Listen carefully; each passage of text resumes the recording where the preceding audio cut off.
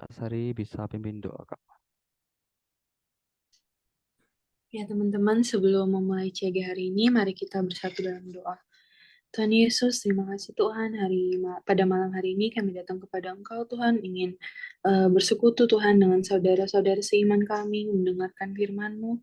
Tuhan, kiranya Engkau berkati Tuhan, setiap firman yang boleh keluar dari mulut Kak Chandra Tuhan, kiranya boleh memberkati setiap kami, membawa kami kepada pertumbuhan di dalam Engkau Tuhan.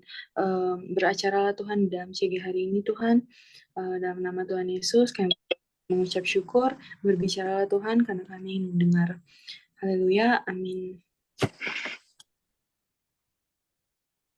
Amin. Yang baru datang, Shalom, selamat datang Kak Vina dan teman-teman yang lain. Ya, mari kita mulai firman pada malam hari ini ya teman-teman. Untuk firman pada malam hari ini, judul yang saya ambil adalah tantangan iman kekristenan. Kenapa? Kenapa saya angkat tema ini? Tentu saja eh, kita sebagai orang yang punya iman kekristenan tentu saja punya banyak tantangan ya.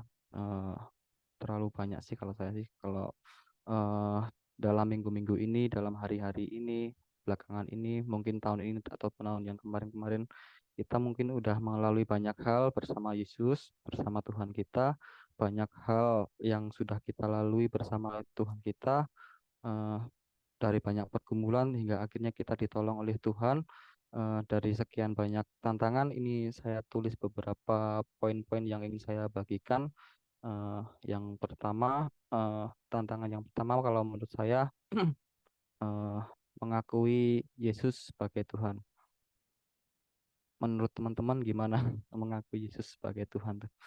Kalau menurut saya sendiri sebagai orang Kristen, eh, iman kita kan dibanding dengan iman-iman kepercayaan yang lain kan, yang lain percaya pada Tuhan satu gitu ya. Tapi iman kita tuh mengakui kalau Yesus yang datang ke dunia sebagai manusia dan kita mempercayainya sebagai Tuhan.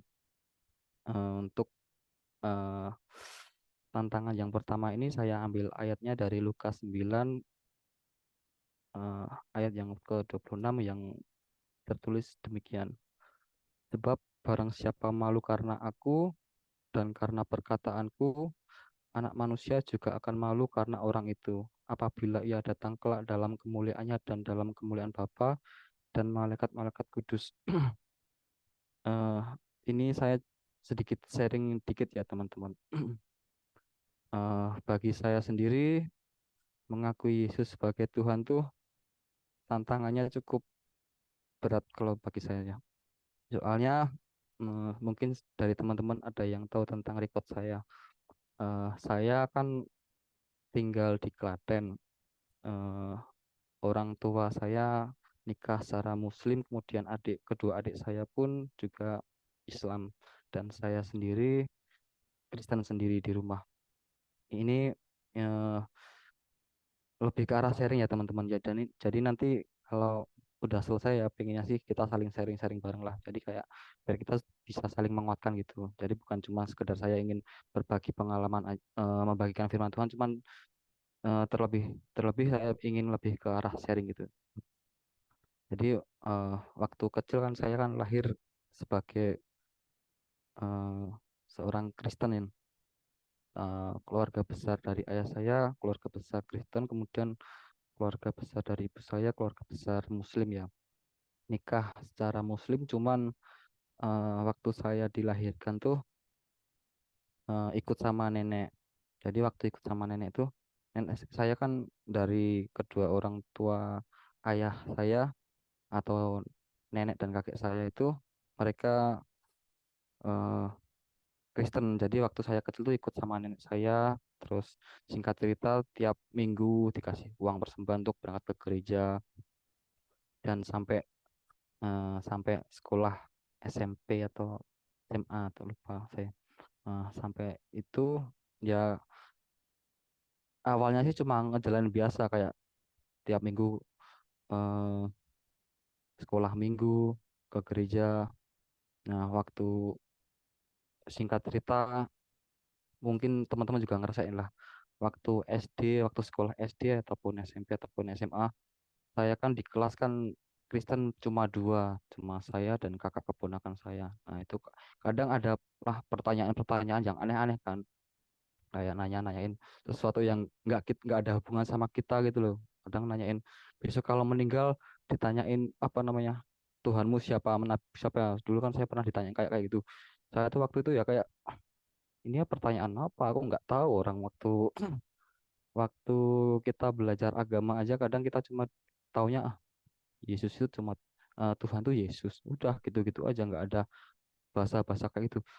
Tapi itu semua kayak refleksi gitu loh. Waktu saya udah beranjak dewasa, udah mulai eh, mencoba memahami iman kita dengan membaca firman Tuhan yang ada di dalam Alkitab.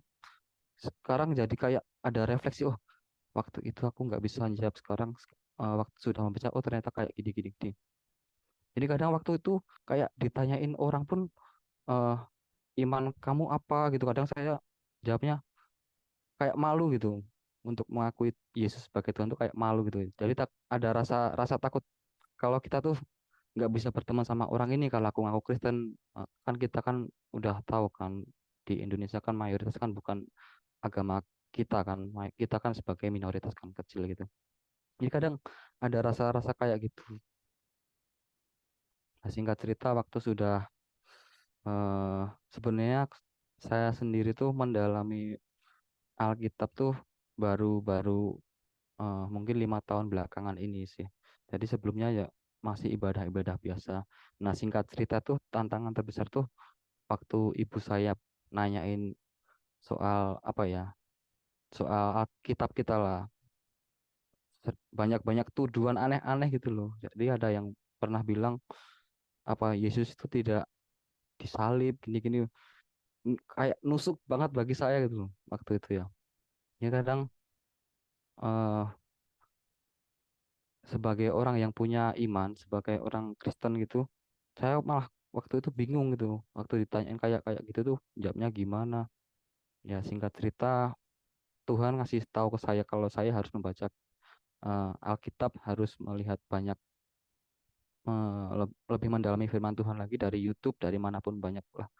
Dari situ iman saya mulai tumbuh, mulai mengenal lah Yesus itu seperti apa. Dulu juga saya masih bingung. Trinitas dulu juga nggak tahu tuh, masih bingung saya sendiri juga.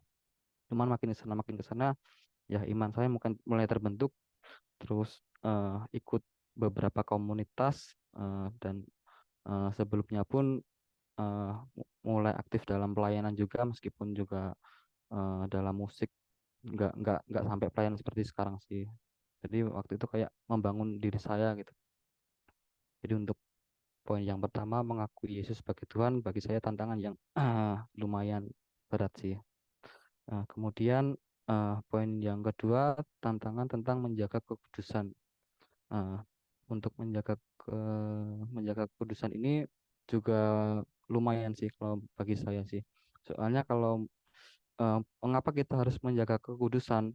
Karena Yesus kan sudah menjanjikan ya, eh, dia sudah mati di atas kayu salib untuk menghapus dosa-dosa kita, yaitu dosa keturunan dari manusia yang sebelumnya dari Adam dan yang lain kan dari turunan itu pasti ada. Soalnya setelah manusia masuk ke dalam dosa sampai sekarang kan kita nggak ada cara eh, untuk kembali ke hadirat Tuhan lagi gitu loh. Jadi kita waktu jatuh ke dalam dosa tanpa adanya karya keselamatan dari Yesus, kita mungkin eh, akan selalu hidup dalam dosa dan kita tidak bisa melanjutkan hidup kita. Untuk ayat yang saya ambil 1 Korintus 3 ayat 16. Tidak tahukah kamu bahwa kamu adalah bait Allah dan bahwa roh Allah diam di dalam kamu. Kemudian tantangan iman kekristenan yang ketiga yaitu menjadi teladan. Teladan yang seperti apa? Tentu saja teladan yang baik dan sesuai dengan firman Tuhan. Seperti yang ada di Injil tertulis tentang kalau kita itu harus menjadi garam dan terang, kemudian tunduk pada penguasa, berbelas kasihan, dan tidak meninggikan diri atau tetap rendah hati. Ayat yang saya ambil ada sukarelawan yang mau bacain Kak. Matius 5 ayat 13. Siapa aja boleh. Bareng-bareng bacanya. Kak Sari. Matius 5 ayat 13, kamu adalah garam dunia, jika garam itu menjadi tawar, dengan apakah ia diasinkan? Tidak ada lagi gunanya selain dibuang dan diinjak orang. Terima kasih. Terus untuk Roma 13 ayat 1, Ko Hansel bisa bantu.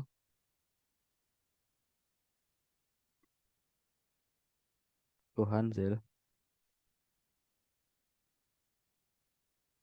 atau Kak Daniel.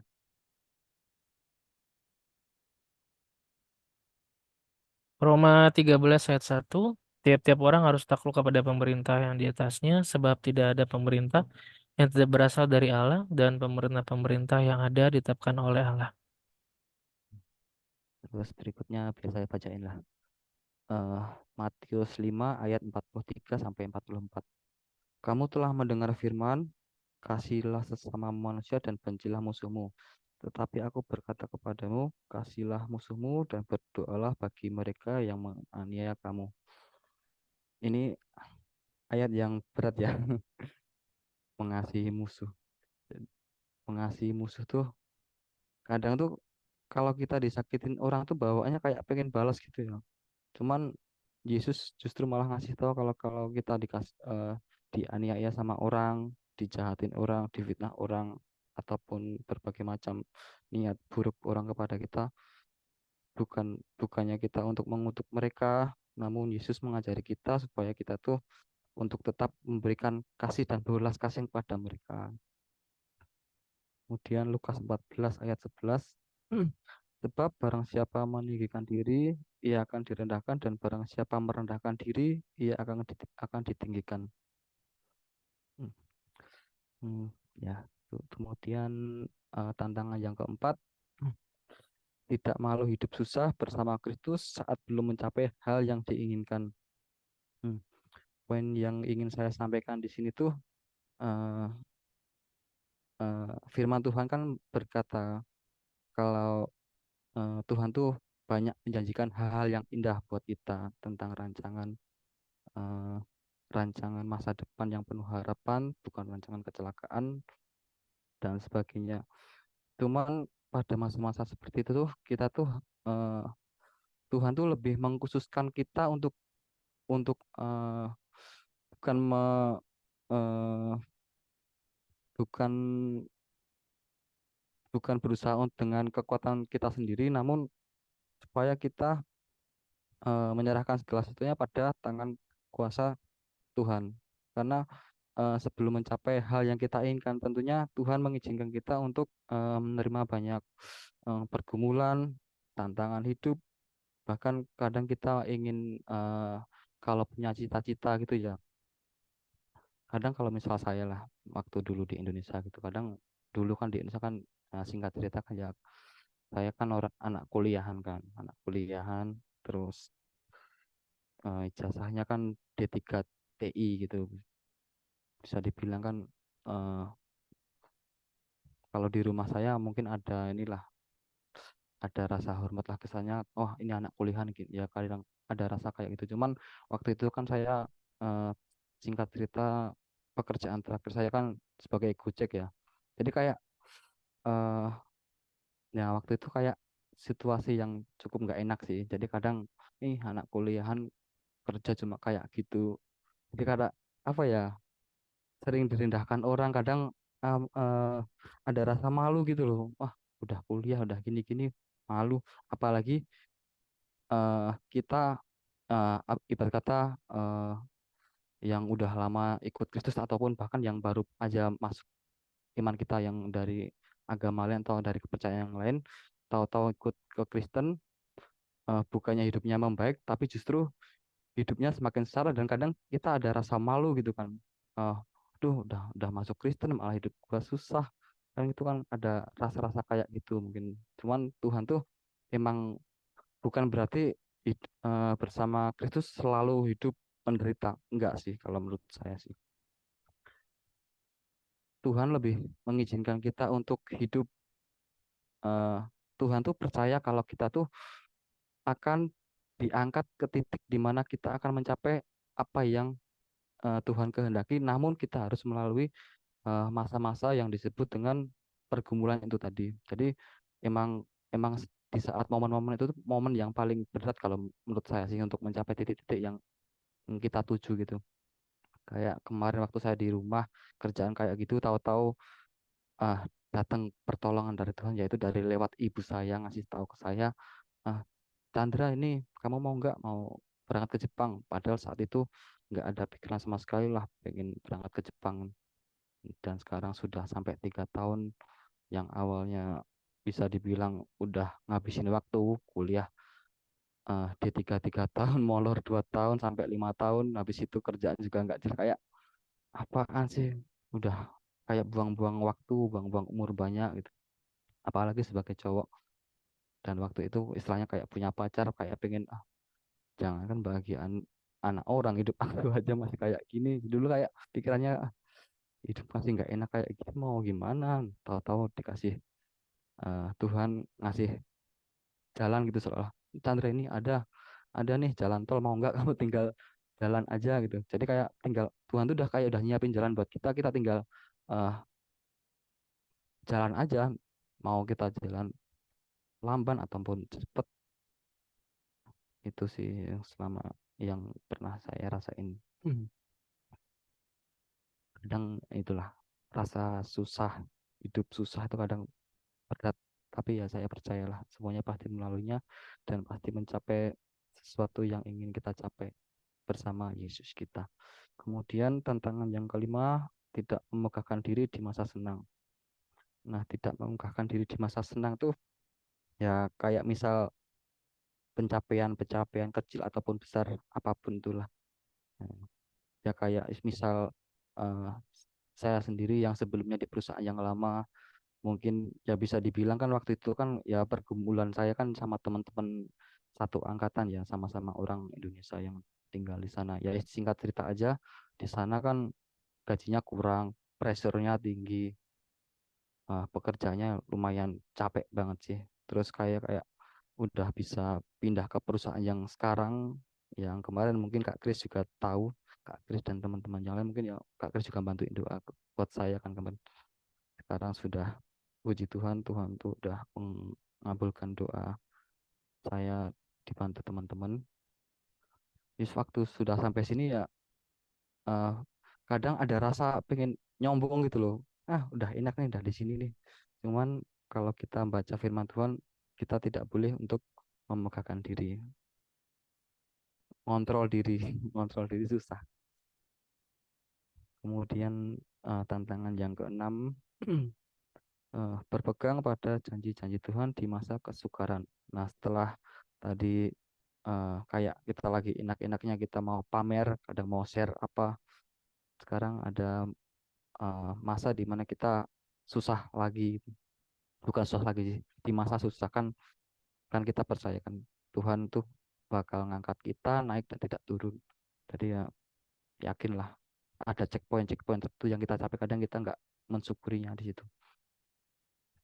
Hmm, untuk janji-janji Tuhan yang saya ingin sampaikan, yang pertama tentang penyertaan, kemudian yang tadi sudah saya jelaskan, rancangan Tuhan yang bukanlah rancangan kecelakaan, namun rancangan masa depan penuh harapan, naik dan tidak turun, menjadi kepala dan bukan ekor, dan lebih dari pemenang. Untuk ayatnya dari Ulangan 28 ayat 13, Tuhan akan mengangkat engkau menjadi kepala dan bukan menjadi ekor.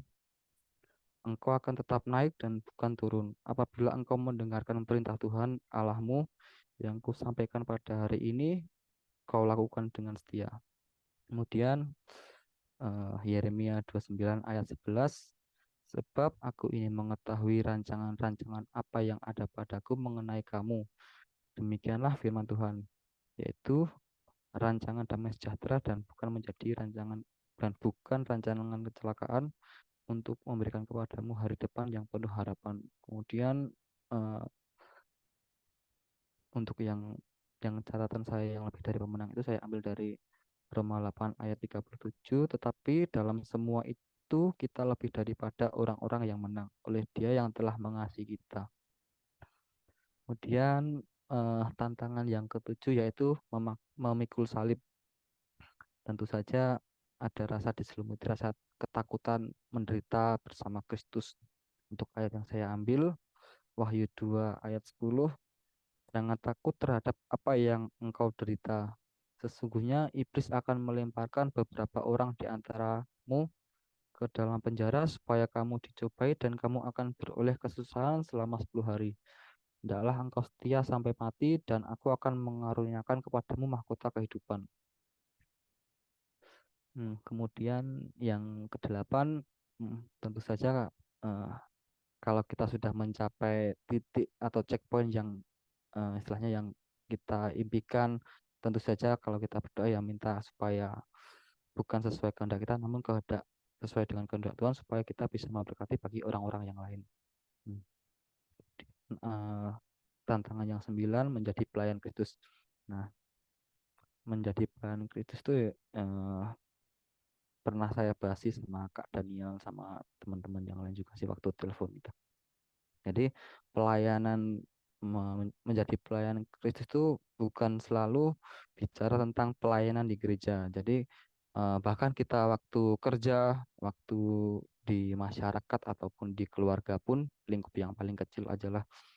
Jadi nggak selalu kita harus di gereja pelayanan. Cuman selama kita masih bisa memberikan eh,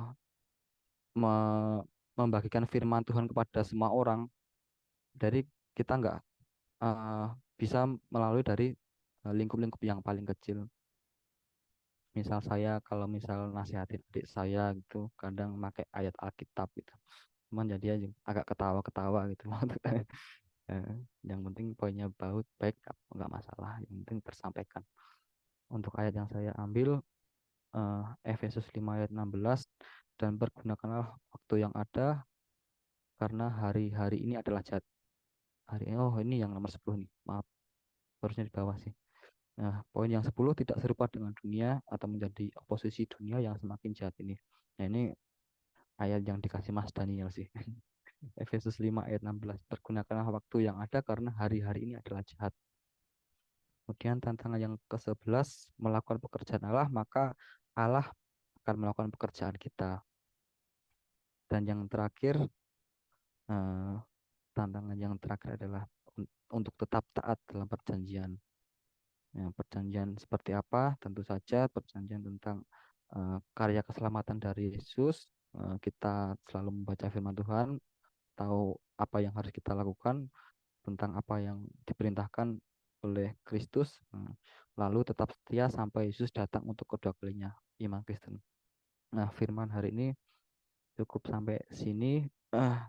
Kemudian kita sampai di diskusinya, saya bantu jelasin biar teman-teman nggak gagal paham. Soalnya saya nggak paham sendiri nulis apa ini. Nomor satu, tantangan secara pribadi seperti apa yang sedang teman-teman hadapi sebagai orang Kristen. Eh, Ya ini bisa ngambil dari 12 contoh yang saya bagikan hari ini. Cuman kalau misal teman-teman ada sharing sesuatu yang ada hubungannya dengan tantangan iman kita, bolehlah di-share.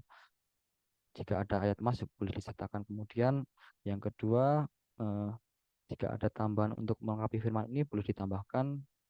Dan kalau misal ada saran untuk pembawaan firman hari ini, ah, bisa diterima. Tentu saja, tentu untuk CG Wednesday yang lebih baik dari hari ini.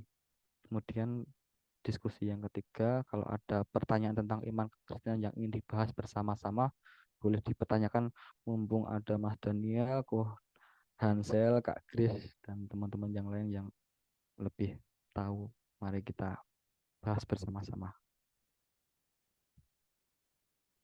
Sekian dari saya, Tuhan Yesus memberkati. Kak Sari. Ya, thank you Kak Chandra untuk sharing firman hari ini. Kita lanjut ke diskusi dari teman-teman. Adakah yang mau Sukarela mau mengajukan diri jawab. untuk Nah, sukarela boleh. Masa menjawab ditunjuk-tunjuk? pertanyaan Anak Tuhan masa ditunjuk-tunjuk?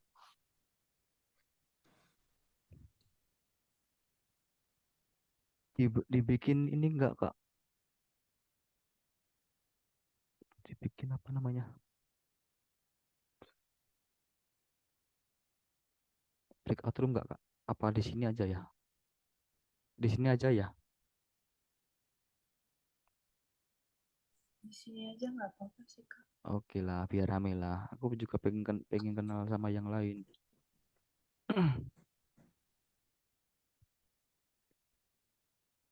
Terus ini bagi yang sedang mengalami pergumulan dan ingin didoakan bisa tulis di chat atau mic juga nggak apa-apa. Nanti kita doakan.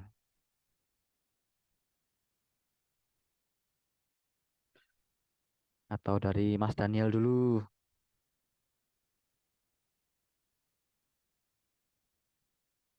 Mas Daniel,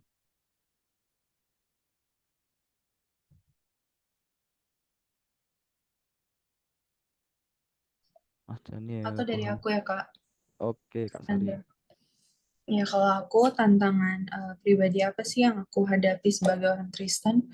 Yang pertama itu mengakui iman kepada keluarga, yaitu aku masih dalam pergumulan tentang itu juga karena aku satu-satunya yang Kristen di keluarga dan keluargaku berasal dari aliran Buddhis yang cukup keras. Nah, itu perjuangan sendiri sih, apalagi aku sebelumnya melihat mamaku mengalami penolakan saat dia menolak kepercayaan Buddhis gitu ya. Jadinya mm, untuk selama beberapa tahun tuh ya aku sangat-sangat bergumul dengan kecemasan, dengan ketakutan. Tapi makin hari saat aku membawa hal-hal itu ke dalam doa, aku bisa melihat kayak pekerjaan-pekerjaan Tuhan menjawab segala kecemasanku, ketakutanku, dan respon hatiku itu diubahkan pelan-pelan gitu. Terus yang kedua, menjaga kekudusan, itu aku juga sebagai tantanganku pribadi, karena kita kan dari pihak kita pun juga harus menyucikan diri, menjauhkan diri dari segala kecemaran, baik dari pergaulan kita ataupun tontonan media kita sehari-hari. Dan di sisi lain, menjaga kekudusan ya kita juga meminta pertolongan dari Roh yang Kudus itu sendiri, yaitu Roh Kudus. Dan walaupun kayak setiap hari kadang aku masih ada pergumulan juga, kadang jatuh lagi, tapi selama masa-masa itu aku bisa melihat Tuhan Yesus itu masih mengajarkan aku dan sedang menyelesaikan pekerjaan-pekerjaannya di dalam aku. Terus tantangan yang ketiga itu seperti yang Kak Chandra juga udah sebut, tidak malu hidup susah bersama Kristus sebelum mencapai yang diinginkan.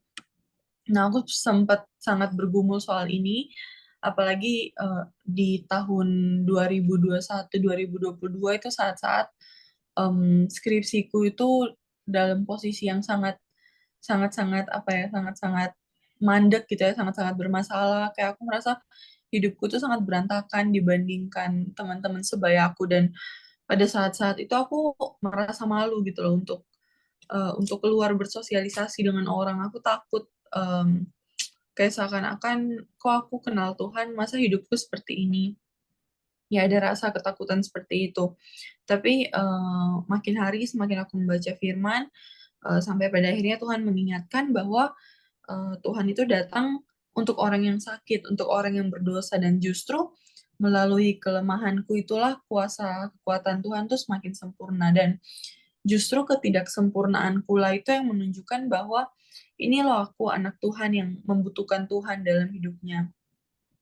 Terus yang keempat, itu gak memegahkan diri di masa senang. Nah, ini tantangan yang akhir-akhir ini sedang aku gumuli juga, karena puji Tuhan di mulai semester ini, puji Tuhannya semesterku skripsiku tuh udah mulai jalan, udah terlihat ada progresnya gitu ya. Dan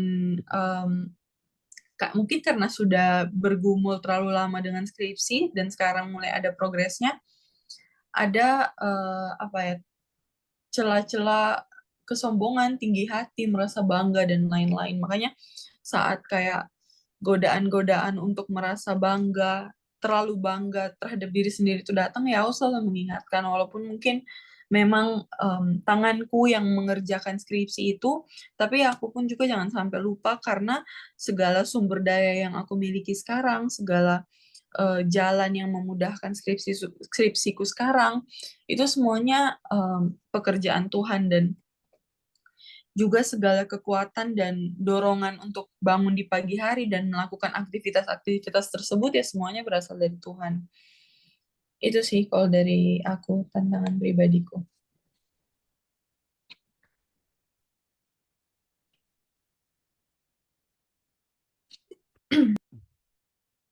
Kasih Kak Sari.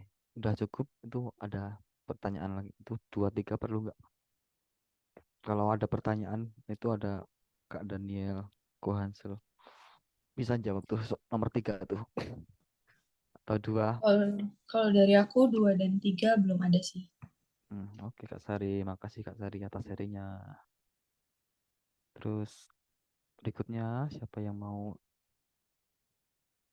jawab diskusi bareng nggak apa-apa. Jadi kesempatan mumpung, kalau saya sendiri waktu dulu ngikut komsel kayak gini, waktu masih jadi pendengar aja gitu, kadang rasa seneng gitu. Biasanya kan cuma dengerin di YouTube. Kalau di sini kan kita kan bisa diskusi bareng gitu kan. Misal ada pertanyaan langsung dijawab gitu. Dan misal ada sesuatu yang ingin diceritakan tentang perkumpulannya kan bisa sharing via chat juga nggak apa-apa, sama Kak Sari, Kak Daniel juga bisa. Silakan siapa lagi? Kak Vina atau Kak Shirley? Shalom.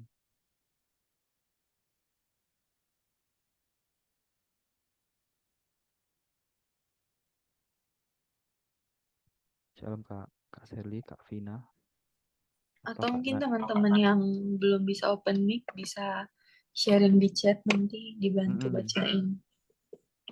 Ngechat juga nggak apa-apa sih, nanti kita bacain. Iya, bisa sharing atau mungkin ada pertanyaan. Ayo Kak Grace Kohansel.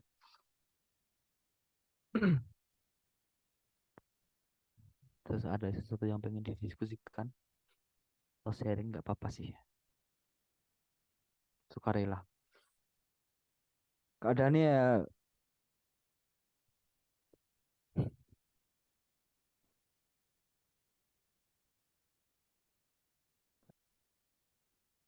baru satu, baru Kak Sari. Adakah teman-teman yang lain? Kak Grace, Kak Fernandi. Aku belum pernah ngobrol sama Kak Fernandi, Kak Nadia, sama Kak Vina belum pernah ngobrol. Bolehlah ngomong. Kak Kak Melda. Izin sharing, Kak. Oh iya, Kak Nadia silahkan. Iya, Kak. Jadi sebelumnya salam kenal semua buat Kakak. Eh, aku juga baru bergabung dan baru ini pertama kali untuk mengikuti GCG ini, Kak. Jadi aku punya tantangan pribadi Hmm. untuk masalah keimanan, karena aku itu dari kecil hidup dalam keluarga yang memang benar-benar sangat setia sama Tuhan Yesus. Sampai suatu ketika karena untuk pendidikan aku harus jauh dari keluarga dari aku masih SMP sampai sudah di semester terakhir kuliah ini, jadi sudah sekitar hampir 9 tahun, dan sudah lama juga aku nggak ketemu sama orang tua, udah 9 tahun, hanya lewat via WhatsApp atau video call dan sebagainya. Hmm. Nah, selama ini hidup aku itu berjalan dengan normal. Kegiatan sehari-hari, belajar, tidur, kemudian jalan-jalan, ya sudah seperti biasa. Sampai tahun 2021 aku kenal sama satu orang pria yang sangat-sangat baik dari awal pertama aku kenal. Dan dia juga terlihat sangat dekat dengan Tuhan Yesus karena sering ajak aku ke gereja dan rajin untuk saat teduh. Di tahun 2022 awal sifatnya itu sudah mulai berubah. Jadi dia sudah mulai berani untuk melakukan kekerasan. Kemudian dia juga sudah berani untuk menghinaku dan banyak hal yang cukup menimbulkan trauma besar.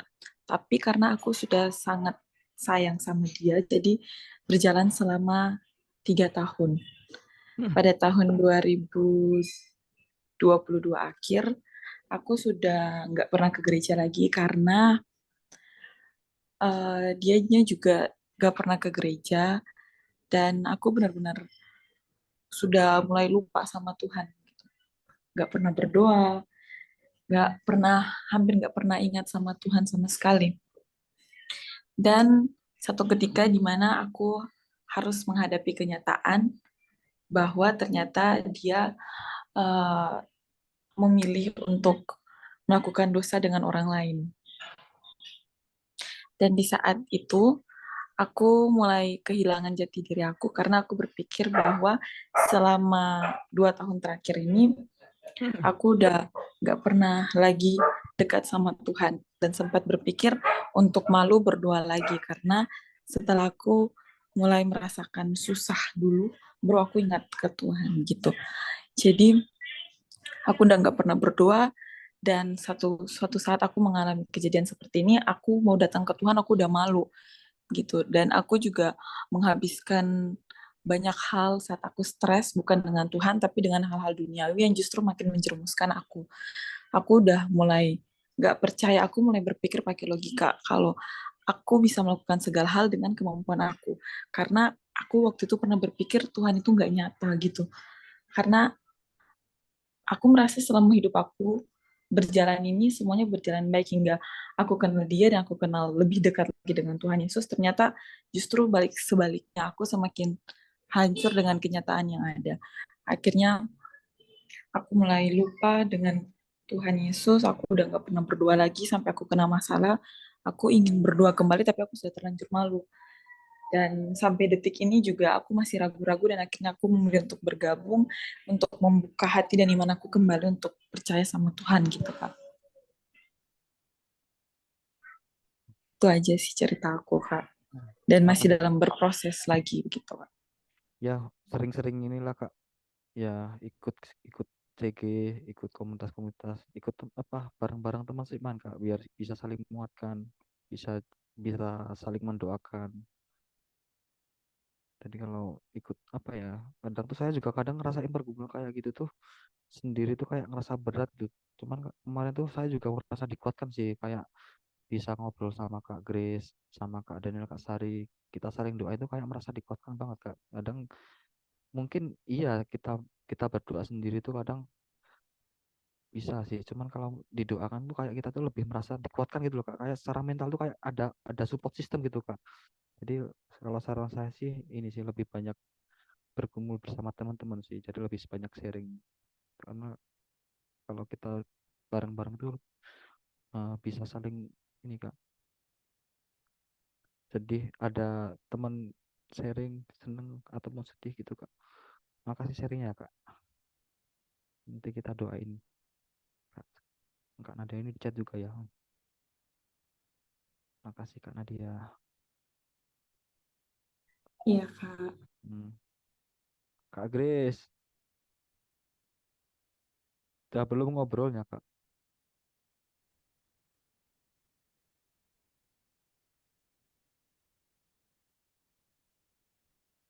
Kak Grace,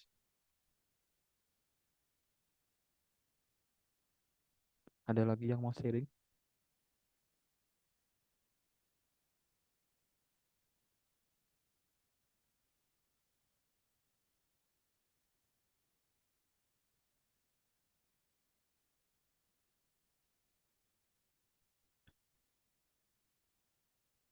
Mic-nya belum on Kak Grace. Tadi on.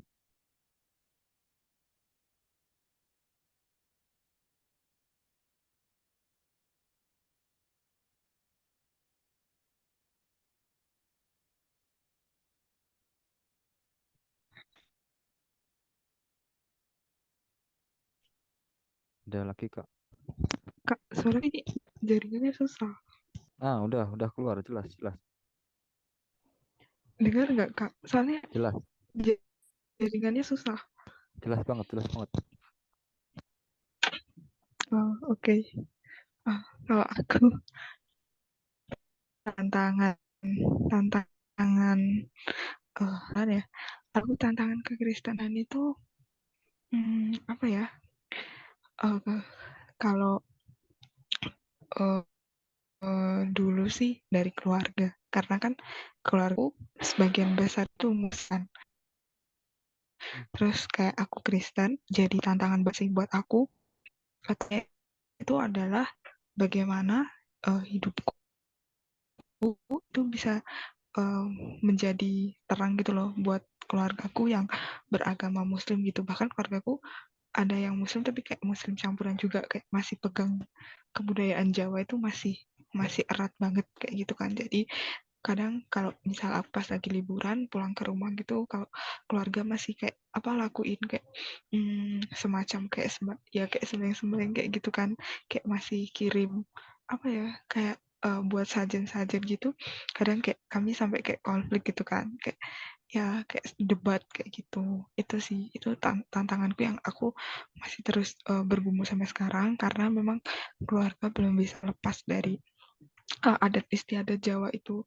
Di ya kadang kalau aku misal kayak bilang kayak itu nggak boleh kayak gitu-gitu kan, kayak buat apa kita minggu ke gereja kayak gitu kalau apa Kayak buat sajen apa gitu kita nggak juga Kak? ibadah kalau kita iya betul, di rumah masih lakuin kayak gitu kan. Jadi ada keluargaku yang Muslim, keluargaku yang Kristen tuh masih kental banget ngelakuin kayak gitu kan.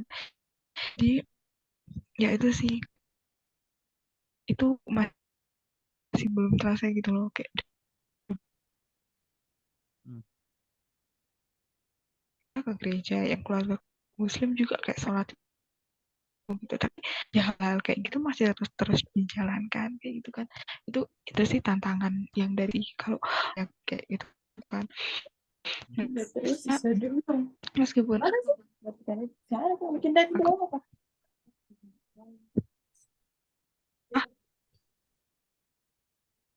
meskipun aku tinggal di asrama nggak terlepas dari yang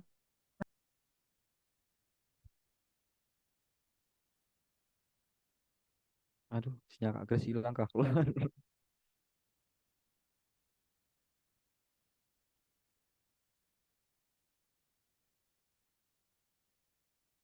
Kak Sari bisa bantu Ya.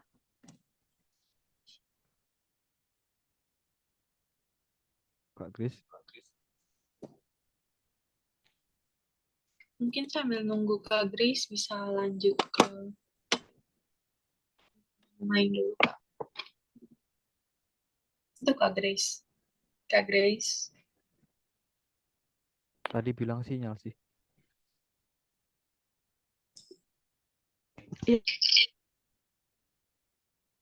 Kami masih mendengarkan Kak Grace. eh, Santai. ya itu dari diri banyak. Dengar dengar. Hmm. Masih dengar kok. Ini suaraku muncul nggak ya? Nah, Tadi tadi ya tadi itu. ngilang. Bentar cuman nggak apa-apa sih. Oh iya, Masih soalnya aman. sinyal wifi-nya terputus. Kalau Hmm. dari diri, ya itu sih banyak kayak kemalasan, kadang itu terus, kadang juga kayak ego kayak gitu sih. Tapi ya tantangan terbesarku yang masih aku terus kumpulkan sampai saat ini ya itu sih keluarga itu. Hmm. Itu aja.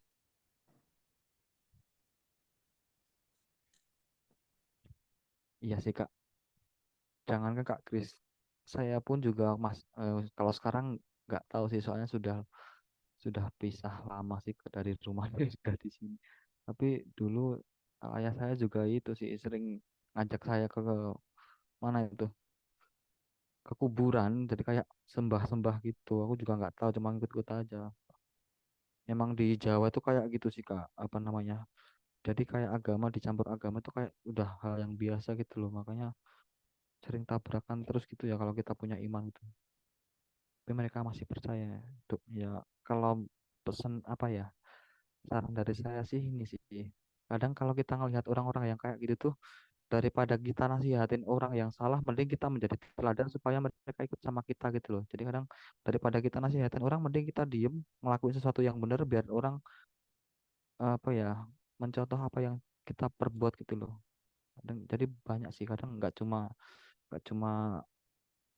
macam kayak gitu tuh. Kadang kayak waktu kerja gitu. Kadang kita melihat orang yang udah salah, jadi kayak sistem yang salah gitu dibiarin gitu.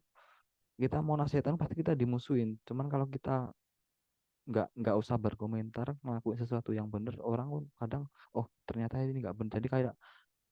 Jadi apa ya, bukan nggak selalu kita berbuat gitu loh. Jadi kayak apa ya, eh, kita diam dan Tuhan yang bekerja itu, ada kan ayat kayak gitu ya maksudnya. Itu sih. Ada lagi? Makasih Kak Gris, udah cukup Kak.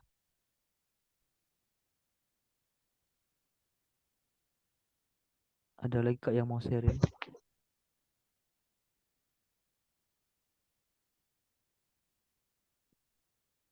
Kalau nggak ada mau ditutup.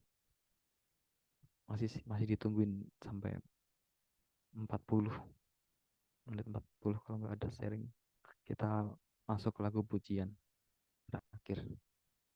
Doanya, ada yang mau titip doa? Iya, aku paling Kak Chandra Hmm, halo. menarik sih. Suaraku kedengeran Kak Chandra? Jelas, jelas banget. Jelas ya. Hmm. Mm-mm. Aku sih mungkin bersyukur atas firman yang dibagikan sama Mas Chandra tentang tantangan iman kekristenan ya.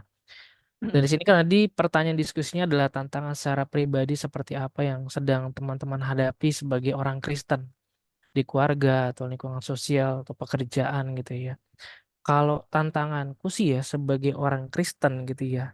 Yang pertama itu adalah jadi teladan sih Kak gitu. Kadang kita lebih mudah untuk berbicara tapi nggak gampang untuk melakukan. Hmm. Gampang kita bilang mengasihi, tapi kalau untuk melakukan kasih itu nggak mudah gitu. Jadi tantanganku itu sih. Jadi kayak gampang kita bilang mengasihi tapi nggak mudah untuk mengasihi. Gampang kita eh, berperilaku apa ya baik depan orang tapi belum tentu di belakang orang kita tuh baik. Kadang kebanyakan orang yang sudah pelayanan pun itu masih suka pakai topeng gitu. Jadi kadang ketika dapat tantangan pun mereka tidak seperti yang sebenarnya apa yang Tuhan bilang gitu. Jadi kalau tantangan iman kekristenan sebenarnya ini berbicara tentang yang namanya menjaga api gitu.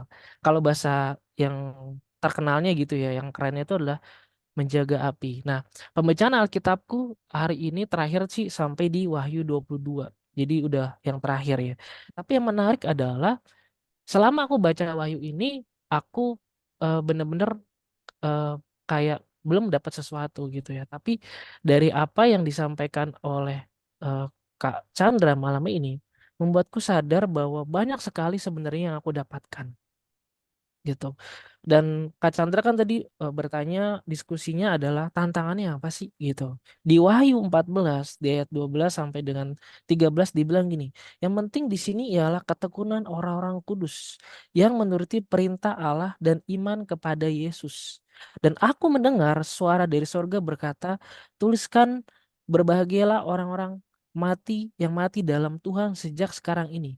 Sungguh kata Roh supaya mereka boleh beristirahat dari jerih lelah mereka karena segala perbuatan mereka menyertai mereka. Nah, artinya di sini sebenarnya yang Tuhan mau menjelang kedatangannya adalah bagaimana kita hidup menurut perintah Allah dan iman kepada Yesus. Gitu. Jadi kan kadang jadi Kristen lama nih, tapi kadang kita nggak tahu goalnya itu apa sih. Jadi Kristen lama nih, tapi tantangannya kayaknya yang gitu-gitu aja gitu ya kan. Tapi dari ayat ini dia mau bilang gini, buat tantangan kita sebagai orang percaya itu adalah menuruti perintah Allah. Dan itu nggak cukup satu gitu. Jadi di perjanjian baru dikatakan di Matius ya, kita nggak bisa bilang aku sudah melakukan perbuatan tidak membunuh, perbuatan tidak berbohong gitu ya.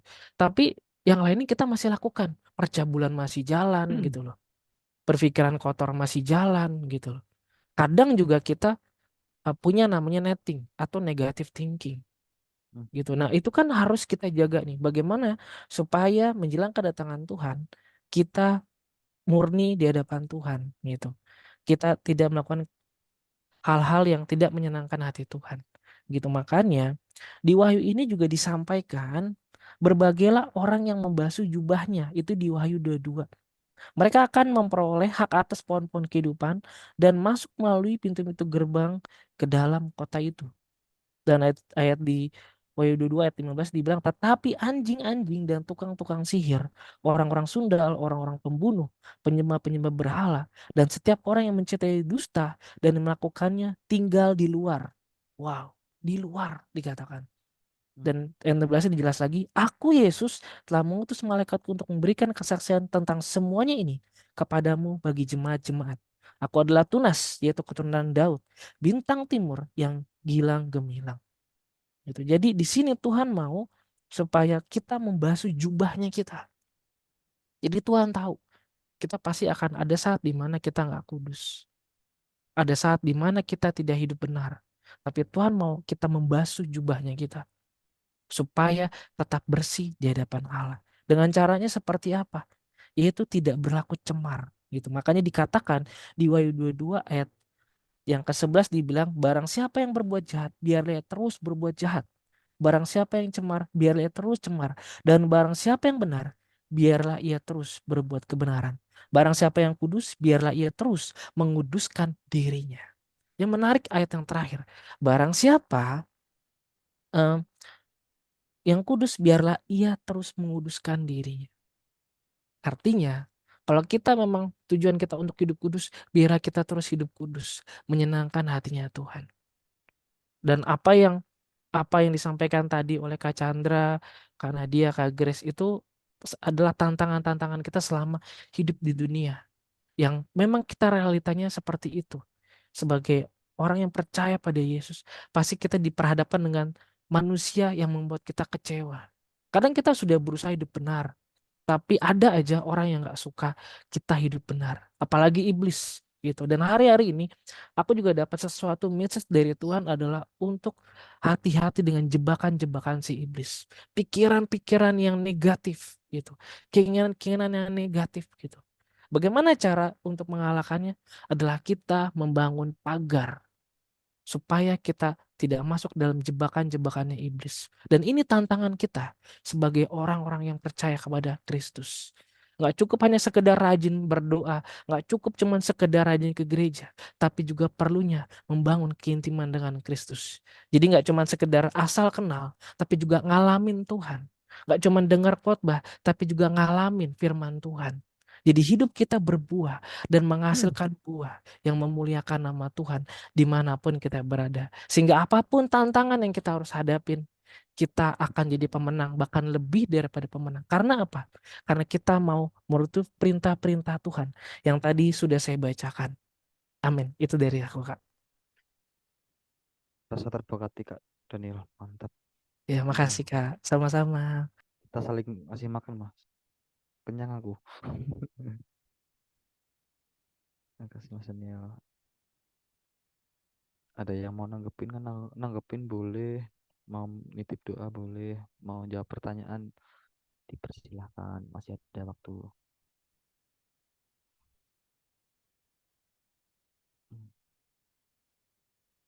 Santai aja. Kak Melda, Kak Vina, Kak Denis, Ko Hanzel,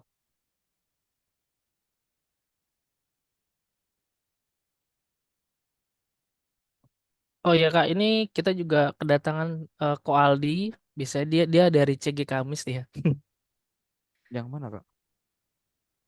Ko Ko Aldi. Oh, tadi ada dia, tadi Fernaldi. Oh, Mm-mm. tadi Iya, tadi tadi biasanya kalau sampai jam 9 dia nggak bisa, dia live sih dia. Dia juga ah, dokter Kak, dokter mental dia. Dia biasa ada di CG Kamis. Cuman tadi hmm, ada dia tadi, si Ko Aldi. yang biasa pakai PC itu kah? Hah? Bukan, Yang pakai apa? yang biasanya pakai PC kan video callnya ada yang videonya. Bukan, Oh, saya kurang tahu sih kalau beda video call. beda. Hmm, Cuman dia pakai kacamata Kak gitu. hmm, Dia hmm, dokter hmm, mental sih gitu. Tapi hmm, dia biasanya melayani di CG Kamis gitu tadi. Makanya aku hmm, kaget tadi ada Ko Aldi. nggak apa-apa sih. Mm-mm. Makasih Mas Daniel.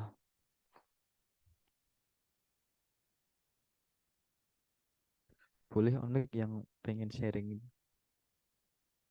mau diskusi bareng-bareng, mumpung banyak banyak teman-teman yang luar biasa hari ini.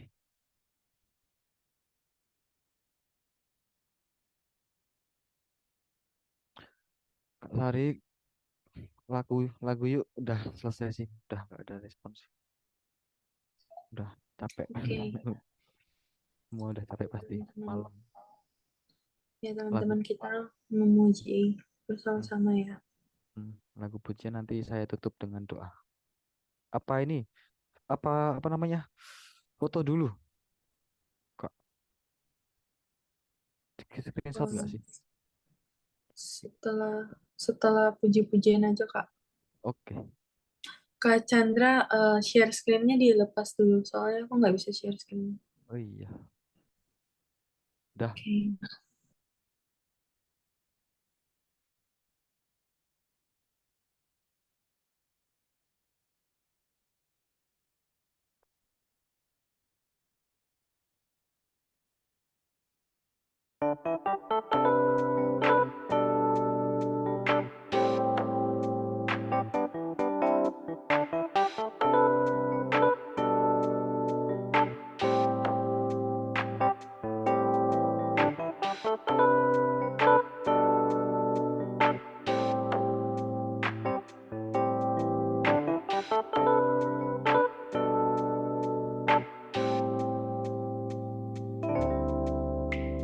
Ku datang ya Bapa dalam kerinduan, memandang keindahan-Mu. Ku berikan segalanya, semuanya yang ada. Ku ingin menyenangkan hati-Mu, oh Tuhan. Jadikan aku indah yang Kau pandang mulia, seturut karya-Mu di dalam hidupku. Ajarku berharap hanya kepada-Mu, taat dan setia kepada-Mu, Tuhan.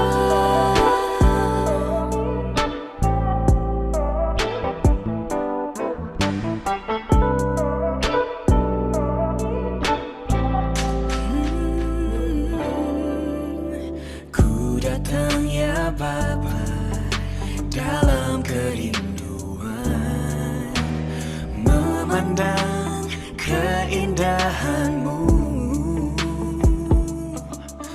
Ku berikan segalanya, semuanya yang ada. Ku ingin menyenangkan hati-Mu, oh Tuhan. Jadikan aku indah yang Kau pandang mulia, seturut karya-Mu di dalam hidupku. Ajarku berharap